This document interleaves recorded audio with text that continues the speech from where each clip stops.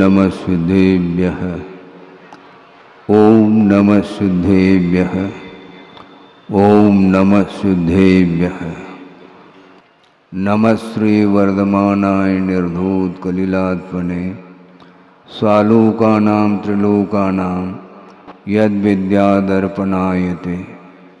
अहिंसा परमो धर्म की, महावीर भगवान की प्रातः स्मरणे परम पूजाचार्य गुरुवर श्री विद्यासागर जी मुनि महाराज की जय। धर्म का स्वरूप समझ में आ जाए तो एक क्षण के लिए भी आसक्ति टिक नहीं सकती। लोभ बना रहता है संसारी प्राणी का। धर्म की आराधना करते समय कभी भी अपेक्षाएं नहीं रखनी चाहिए। अपेक्षाओं के साथ धर्म की आराधना नहीं होती है, इसको ध्यान में रखना चाहिए। हमेशा संसारी प्राणी का मन आकुलित रहता है और आकुलित मन के द्वारा कभी भी परिणामों में निर्मलता नहीं आ सकती है, और जब तक परिणामों में निर्मलता नहीं आती है तब तक धर्म का स्वरूप ज्ञात नहीं हो पाता है। कितने क्षण के लिए आपका मन शांत रहता है आपको ज्ञात है? बहुत ज़्यादा शोरगुल हो जाता है, ध्वनि प्रदूषण के माध्यम से भी मन हमेशा विक्षिप्त रहता है। ये सोच लो कि मन को केंद्रित करने के लिए अपने को क्या करना चाहिए। मन केंद्रित क्यों नहीं होता है इसको समझना है हमें।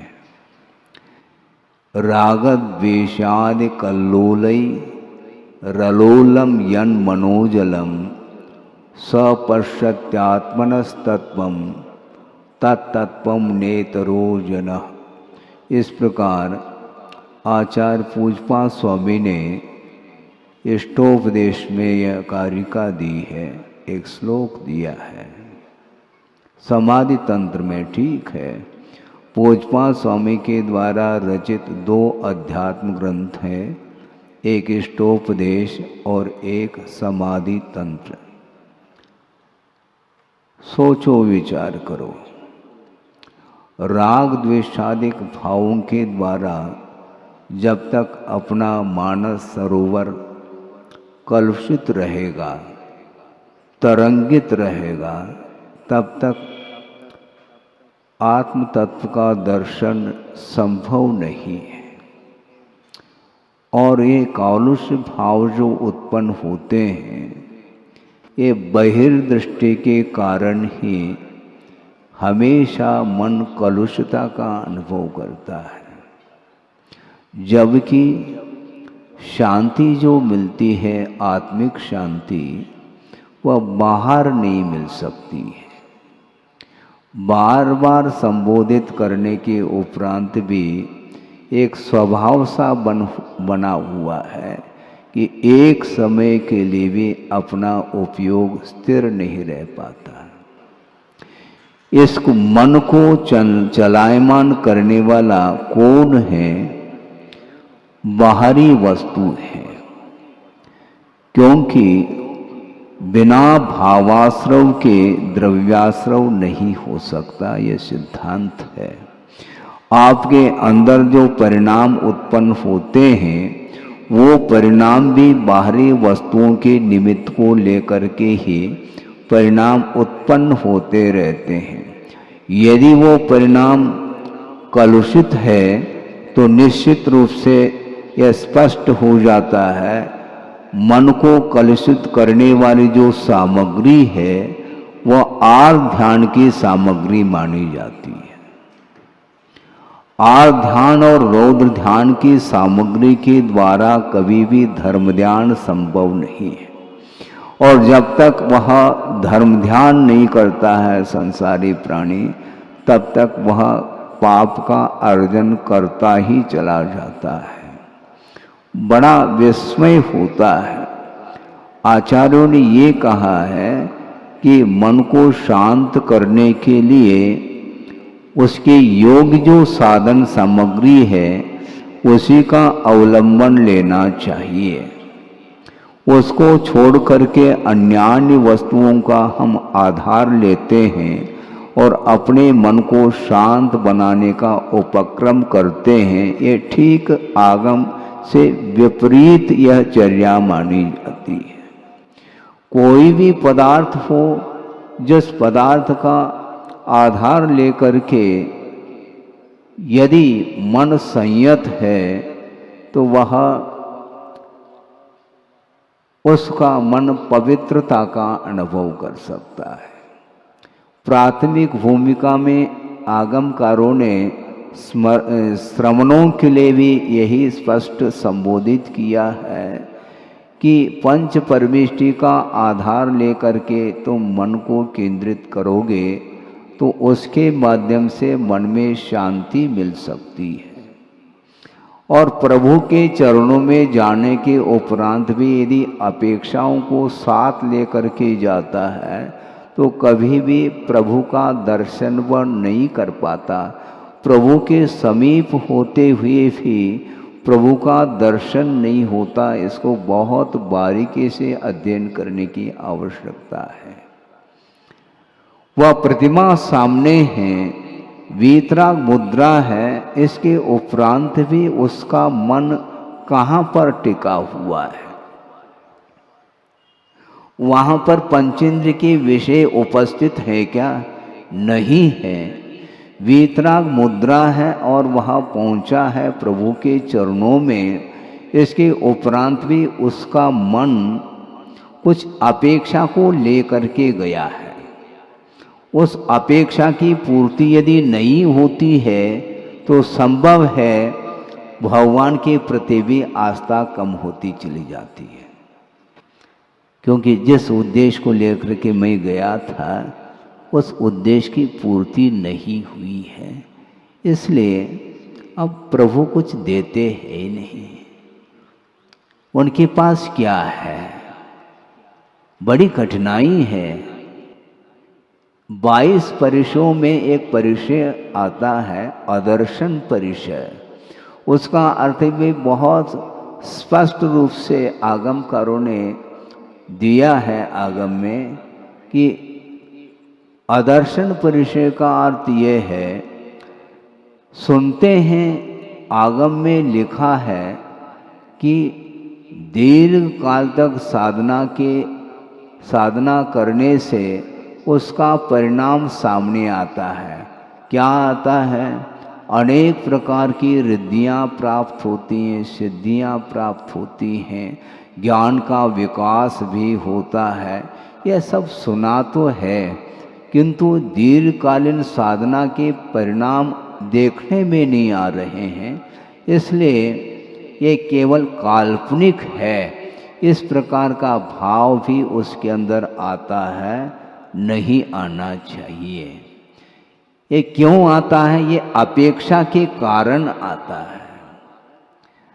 निरपेक्ष भाव के साथ यदि हम आत्म तत्व का चिंतन करते हैं, आगम की आराधना करते हैं और प्रभु की भी आराधना करते हैं, तो उसके माध्यम से बहुत अल्प समय में सासे पुण्य का संचय हो सकता है। लेकिन किसको चाहिए? वो बहुत जल्दी में धैर्य नहीं है, और जिसके अंदर धैर्य नहीं है तो वह बालक से भी छोटा माना जाता है। ध्यान रखो। केवल उम्र से वृद्धत्व आया है, इसके उपरांत भी वह वृद्धत्व उसके अंदर नहीं, केवल उम्र की अपेक्षा से वह वृद्ध हुआ है। किंतु आत्मा का दर्शन नहीं कर पा रहा है, तो आत्मदर्शन के अभाव में वह वृद्धत्व किस काम का है। वह बालक बहुत अच्छा है जो निराकुल रहता है,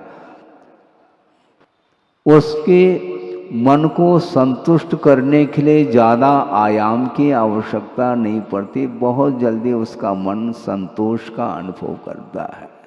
उसको क्या चाहिए, थोड़े बहुत जो मन की पूर्ति होती है उतने में वह आह्लादित हो जाता है। लेकिन संसारी प्राणी को समझाते समझाते समझाते गुरु थक सकते हैं, भगवान भी थक सकते हैं, थकेंगे नहीं, किंतु एक कहने में आता है,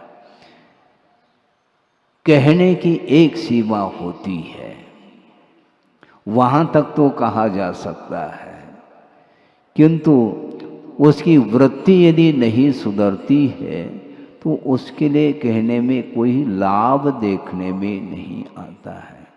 तो इसलिए ये जितने भी पंचेंद्रिय के विषय हैं, इन विषयों को लेकर के ही लोभ निरंतर बढ़ता चला जाता है।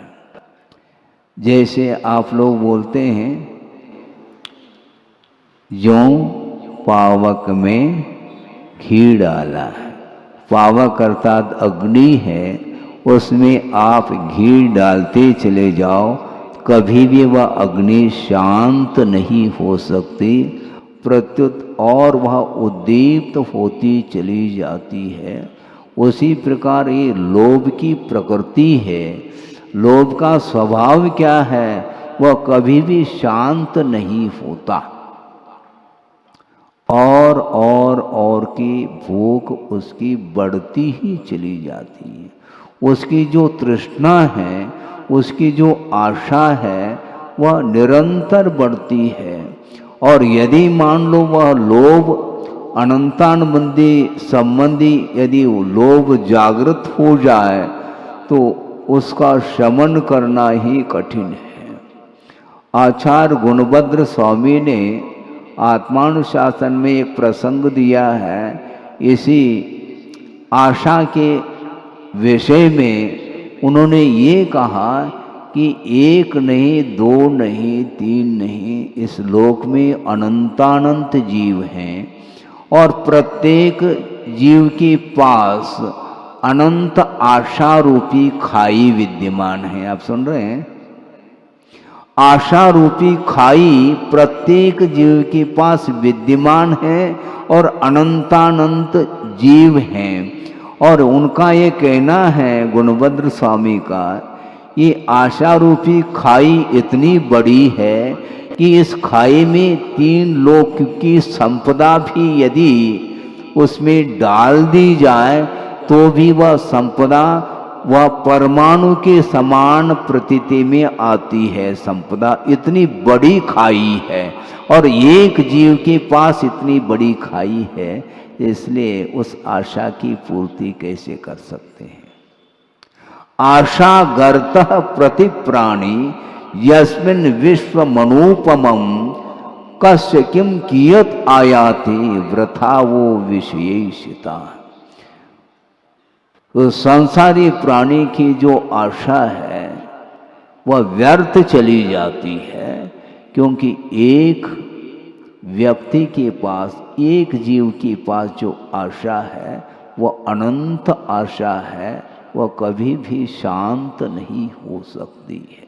और अनंत जीव है, तो ऐसी स्थिति में किस व्यक्ति के हिस्से में कितना आएगा, आप सोचो, विचार करो।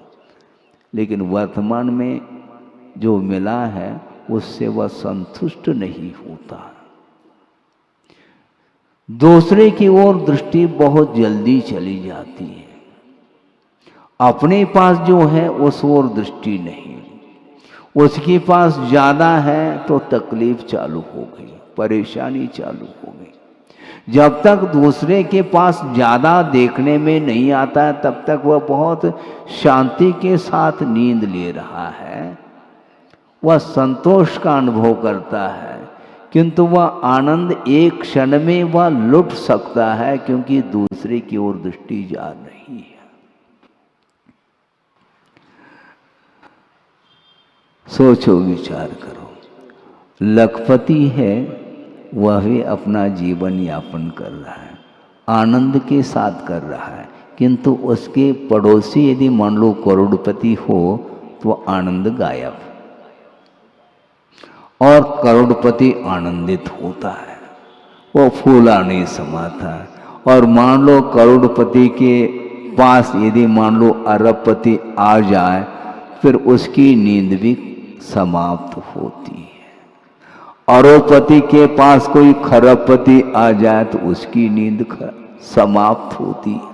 वस्तुतः संसारी प्राणी को जो आनंद आ रहा है वह स्वयं के पास जितना है, जितनी संपदा है, उसमें उसको आनंद नहीं, किंतु दूसरे को अधिक क्यों मिला, इसको लेकर के उसको दुख उत्पन्न हो रहा है। वस्तुतः संसारी प्राणी को जो सुख उत्पन्न हो रहा है वह निजी सुख नहीं है, किंतु दूसरे को अधिक क्यों मिला, इसको लेकर के उसका सुख समाप्त हो रहा है।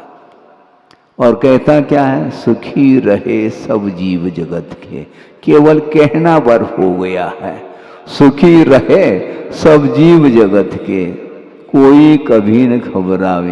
ये पंक्ति तो वह बोल रहा है, किंतु सामने वाला यदि सुखी नजर आ रहा है तो उसको और आनंद का अनुभव होना चाहिए था, किंतु उसका आनंद समाप्त हो जाता है, वह दुख के रूप में परिवर्तित हो जाता है। इसको बोलते ईर्ष्या।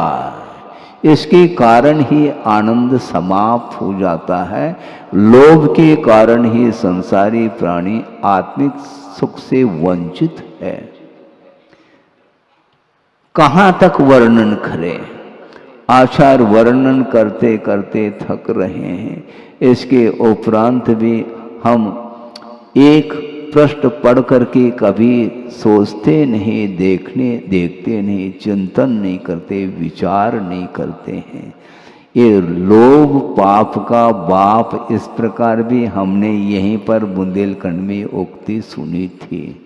लेकिन लोभ पाप का बाप कहना, इसके उपरांत भी वह बाप ही उस लोभ के चपेट में आता है, नाती नहीं आता है। छोटा सा नाती है, गोद में है, दादाजी की गोद में, और उसको कोई भी विकल्प नहीं है, वह बहुत निर्विकल्प महसूस करता है। किंतु जो बड़ा, जितना बड़ा होता चला जाता है, उसकी आशा भी बड़ी होती चली जाती है। सोचो, विचार करो, बहुत कठिन काम है ये। एक कहावत हमें स्मरण में, कन्नड़ में भी कहावत है, आपके सामने रख रहा हूं, बहुत प्रासंगिक है कि होने से मुप्पादरे होली मुप्पे, एक प्रश्नार्थक ये कहावत है।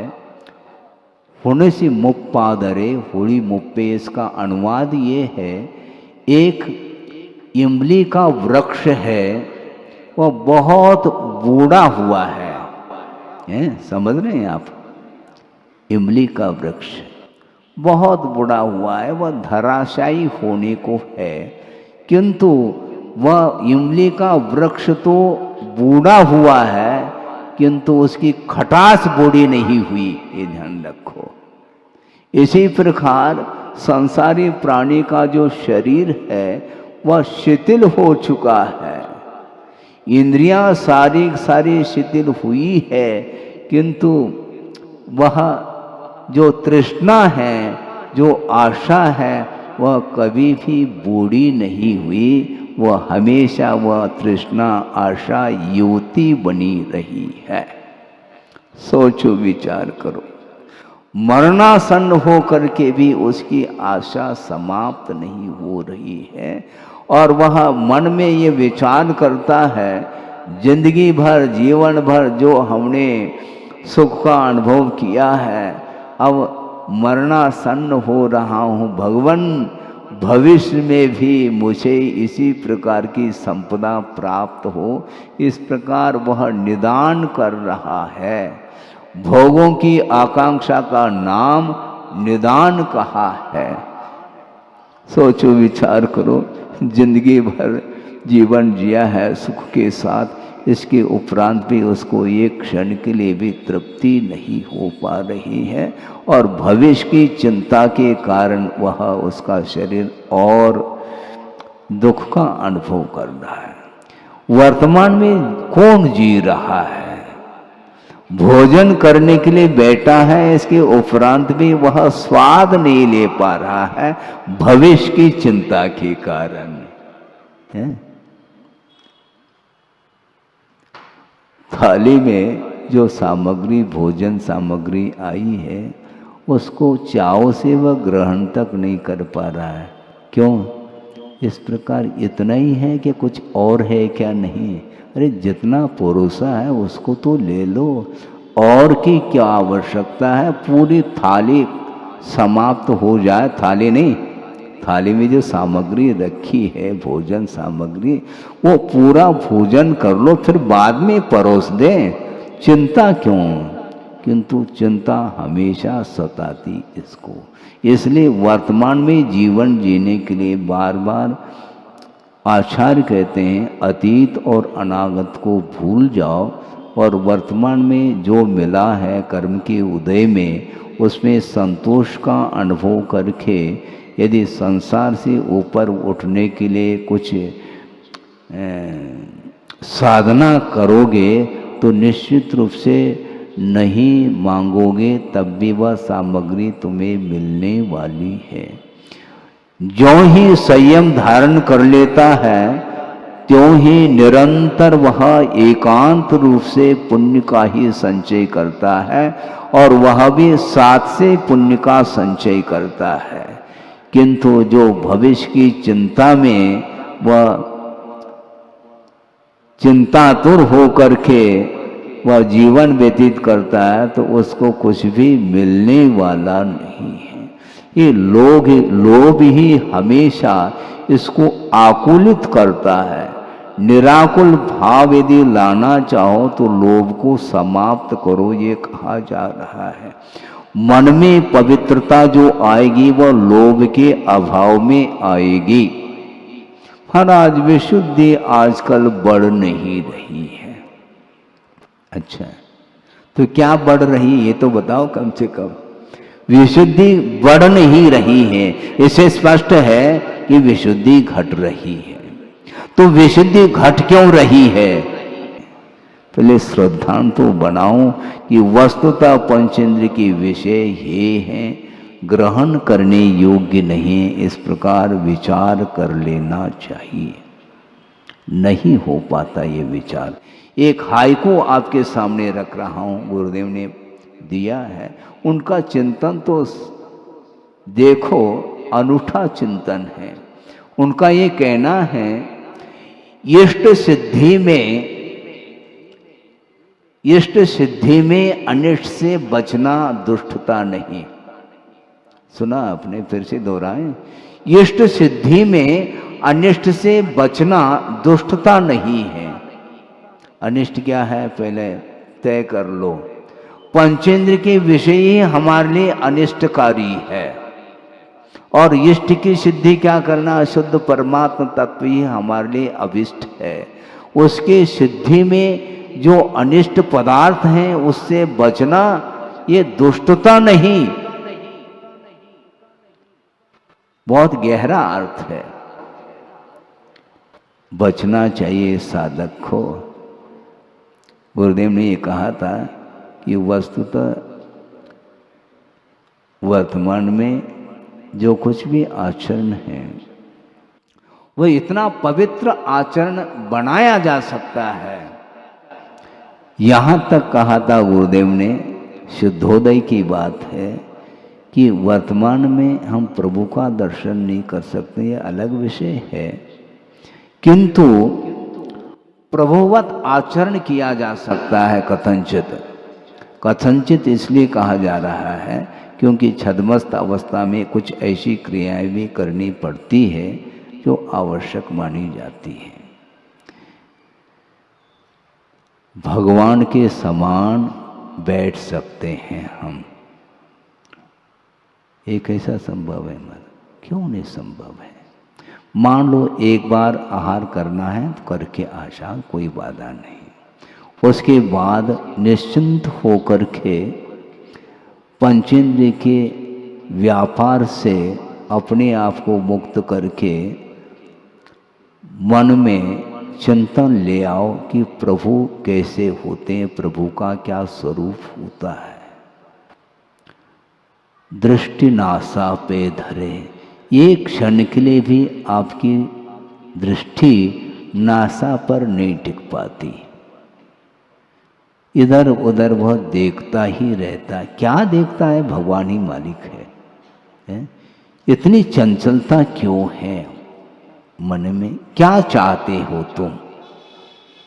स्वभाव है ये, इसलिए उसके स्वभाव को समाप्त करना है। मन की जो चंचलता है उसको दूर करना है, और जब तक मन चंचल रहेगा तो वो लोभ को समेट नहीं पाएगा। पक्की बात है। आंख खोल करके देखते हैं तो विश्व सामने आता है, सामने आता है तो उस ओर ही मन जाता है। खोल ही दिया मन, अब दृष्टि को अपने भीतर लाने के लिए बहुत कठिनाई का अनुभव करना पड़ेगा आपको। बार बार बार बार मन बाहर जाता है। कई बार यह प्रसंग सुनाया होगा, उसको फिर से दोहरा रहा हूं। षटखंड आगम की वाचना चल रही है। आचार्य महाराज संघ के लिए स्वाध्याय करा रहे हैं और प्रारंभ होना था, इसलिए संघ के लिए अपने ही हाथों से शास्त्र उन्होंने प्रत्येक मुनि महाराज के लिए दे दिया। देने के उपरांत मंगलाचरण करके कायोत्सर्ग करके स्वाध्याय प्रारंभ कर रहे हैं। और आचार्य महाराज स्वाध्याय कराते हैं, किंतु संघ जो स्वाध्याय कर रहा है उसका मन एकाग्र है क्या नहीं, इसका परीक्षण भी वो करते रहते हैं। और सहज रूप से, क्योंकि वह ऊपर बैठे हैं, कौन क्या कर रहा है वह सारा देखने में आता है। एक महाराज की दृष्टि बाहर की ओर गई। उन्होंने कहा, क्यों आपके पास ग्रंथ नहीं मिला है क्या? नहीं, ग्रंथ है महाराज। फिर और क्या चाहिए? पेंसिल चाहिए क्या? नहीं। फिर क्या चाहिए? कुछ नहीं चाहिए। अच्छा, कुछ नहीं चाहिए तो बाहर क्यों देख रहे हैं तुम? उधर बाहर क्या देख रहे हैं? तुम्हें क्या चाहिए मुझे पूछो ना, मैं दे देता हूं तुम्हें। मंगलाचरण करने के उपरांत, कायोत्सर्ग करने के उपरांत स्वाध्याय प्रारंभ हुआ है, तुम्हारा मन बाहर क्यों जा रहा है? ये क्षण के लिए भी जब श्रवण का मन भी बाहर जा सकता है, जबकि वह साधना करने वाले साधक माने जाते हैं, तो आप लोगों की क्या स्थिति होगी देखो। निरंतर आपका मन बाहर ही रहता है। शरीर भले ही सभा में रहे, किंतु बाहर मन बहुत जल्दी चला जाता है। स्वभाव है उसका। उन्होंने, गुरुदेव ने श्वान की उपमा दी है मन के लिए। हाँ, श्वान अर्थात कौन होता है? कुत्ता। वो कूदता है बहुत, इसलिए वो कुत्ता है। वो मन के लिए श्वान की उपमा इसलिए दी है। उन्होंने ये कहा है कि क्या हो गया समझ में मुझको न आता। ये हिंदी है रचना गुरुदेव की। क्या हो गया समझ में मुझको न आता, क्यों बार बार मन बाहर दौड़ जाता। स्वाध्याय ध्यान करके मन रोध पाता, पैश्वान सा मन सदा मल शोध लाता। सोचो क्या लिख रहे हैं। ये आचार्य ज्ञान सागर जी महाराज की उपस्थिति में गुरुदेव ने ये रचना की है, 99 शतक की रचना, उसमें ये पंक्ति मिलती है। ये मन जो है समझ में नहीं आता कि बार बार बाहर क्यों दौड़ लगा रहा है। निरंतर स्वाध्याय और ध्यान करके मन को एकाग्र किया जाता है, किंतु ज्यों ही स्वाध्याय से आवश्यकों से वह निवृत्त हो जाता है तो पुनः मन बाहर की ओर चला जाता है। उस कुत्ते के गले में पट्टा बंधा रहता है ना, जंजीर हाथ में है और गले में पट्टा है, और उसको मान लो आपने मिठाई भी खिला दो, खाता चला जाएगा, और ज्यों ही उस गले का पट्टा यदि मान लो निकाल दो तो वह पुनः कहाँ चला जाएगा? नाली के पास वह चला जाता सूंघता सूंघता। क्यों मत पूछो, ये मन का स्वभाव है, ये वृत्ति है इसकी। इसलिए निरंतर मन को केंद्रित ही करना पड़ेगा अपने को, क्योंकि लोभ समाप्त नहीं हो। अच्छी अच्छी चीजें खाने के उपरांत भी पुनः उसकी दृष्टि उसी ओर चली जाती। इसी को बोलते हैं तृष्णा, कभी शांत नहीं होती है। उसको शांत करने के लिए आज कौन सा धर्म है? शौच धर्म है। शुचिता, शुचिता का जो भाव है वही शौच है, जो कि लोभ के अभाव में ही संभव है। और लोभ को समाप्त करना है। लोहम ओसरामी संतोषम अवुठे में, ऐसा प्रतिक्रमण में पाठ आता है। मैं लोभ को छोड़ता हूँ और संतोष को ग्रहण करता हूँ। महाराज कैसे संतोष को ग्रहण करें?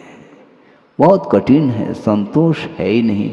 भले नाम से संतोष हो सकता है, किसी का नाम संतोष हो सकता है, लेकिन संतोष वाकई में हो तब वह संतोष नाम सार्थक शुद्ध होता है। बहुत कठिन है ये। सोचो, विचार करो। मुनि महाराज आहार लेने के लिए पहुंचे हैं, ठीक है, और दाता आहार दे रहा है। एक व्यक्ति ने एक ग्रास दे दिया और संतोष आ गया, लेकिन वह संतोष एक क्षण में समाप्त हो सकता है। क्यों? दूसरे ने 2 ग्रास दिए, दूसरे ने 2 ग्रास दिए, बस आनंद समाप्त, क्योंकि हमने एक ही ग्रास दिया है। ये सब क्या है? ये है क्या वस्तुतः? ये दाता का स्वरूप है क्या? उसमें संतोष गुण आना चाहिए। कृत से, कारित से, अनुमोदन से, मन से, वचन से, काय से, ये क्रियाएं, इन क्रियाओं को संपन्न किया जाता है। संतोष होना चाहिए। ये ग्रास में जो आनंद आया था वह एक क्षण में समाप्त क्यों हुआ है? यदि मान लो सभी लोग एक एक ग्रास दिए हैं तो वह आनंद टिक सकता है। किसी ने 2 अथवा 3 ग्रास दे दिया तो वह आनंद समाप्त। इसको बोलते हैं संतोष। कहां से आएगा वो? हमेशा पर की ओर दृष्टि। ये क्यों इस प्रकार होता है? जो मिला है उसमें संतोष धारण करना चाहिए। नहीं हो सकता उसको संतोष। अपने लिए, अपने पुण्य के उदय में जो सामग्री मिली है उस ओर दृष्टि नहीं जाती और दूसरे की ओर दृष्टि जाती है। उसको कितना मिला है, उसको कितना मिला है। दूसरे की थाली की ओर देखने की अपेक्षा अपनी थाली की ओर देखो ना, क्या दिक्कत है? आपको ज्यादा चाहिए तो पुरुषार्थ कर लो, दूसरे की ओर क्यों देखते हो? पुरुषार्थ शून्य है संसारी प्राणी। फ्री में मिल जाए बस वह बटोर लेता है। फ्री में क्यों है? फ्री में कुछ नहीं मिलता। मन को भी भिगो सकती है। स्वयं के अंदर यदि निर्मलता आई है मन में, उसके माध्यम से दूसरे का मन भी भीग सकता है। इसको लेकर के एक अंतिम 2-5 मिनट का वो प्रसंग सुना करके इस विषय को पूर्ण कर लूं। संसार समाप्त हो जाए, ये संसार कभी समाप्त नहीं होगा। नाना जीवों की अपेक्षा से यह संसार हमेशा बना रहने वाला है। ये अनंत संसार है और इस धरती से अनंतानंत तीर्थंकर निकल गए, ये ध्यान रखो। इसके बाद भी संसार ज्यों का त्यों बना हुआ है, ये अंत को प्राप्त नहीं हो सकता। अभी तक कितने सिद्ध हुए हैं, अनंतानंत सिद्ध हुए हैं, उसके बाद भी संसार ज्यों का त्यों बना हुआ है। मतलब संसार में संसारी प्राणियों की संख्या कितनी हुई, सोचो, सिद्धांत से विचार करो। एक निगोदिया जीव है, आप सुन रहे हैं, एक निगोदिया जीव है जो कि उसके शरीर की जो अवगाहना है वह घनांगुल के असंख्यातवें भाग प्रमाण है, बहुत छोटी अवगाहना है। और उसमें कितने जीव हैं उस निगोदिया जीव के शरीर में? एक निगोद शरीरे जीवा दव्व प्रमाण दो दिठा सिद्धे अनंत गुणा। सिद्धों से अनंत गुणी संख्या में एक निगोदिया जीव के शरीर में जीवों की संख्या है। सोचो, विचार करो। अभी तक अनंतानंत सिद्ध हुए हैं, उसको पुनः अनंत से गुणित करने पर जो गुणनफल आएगा वह एक निगोदिया जीव के शरीर में है। इसलिए संसार का न अंत अभी तक हुआ है न आगे होगा। हाँ, व्यक्तिगत संसार का अंत हो सकता है। आप अपने संसार को समाप्त करना चाहो तो लोभ को समाप्त कर लो, तो संसार का तुम्हारा व्यक्तिगत संसार अंत को प्राप्त हो सकता है। बाकी यह संसार अनंत काल से बना हुआ है और अनंत काल तक रहेगा, इसका अंत है नहीं। इस प्रकार सिद्धांत ग्रंथों में बात आती है। इसलिए कहाँ तक हम वर्णन करें, निरंतर आप स्वाध्याय करिएगा और आगम में जो विषय आया है उसको पढ़ करके आपकी आंखें खुल सकती है। जिसके पास सम्यक्त्व नहीं है तो सम्यक्त्व प्राप्त हो सकता है, जिसके पास सम्यक विधि पहले से है तो वह और मजबूत हो सकता है।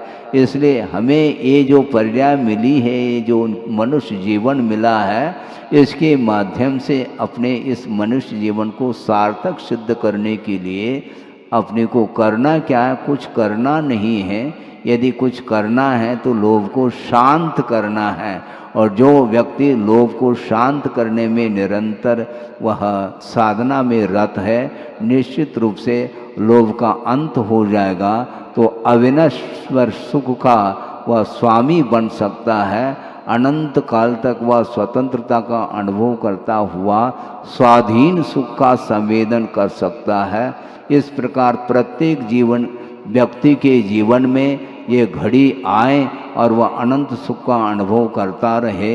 इस पवित्र भावना के साथ अहिंसा परमो धर्म की जय।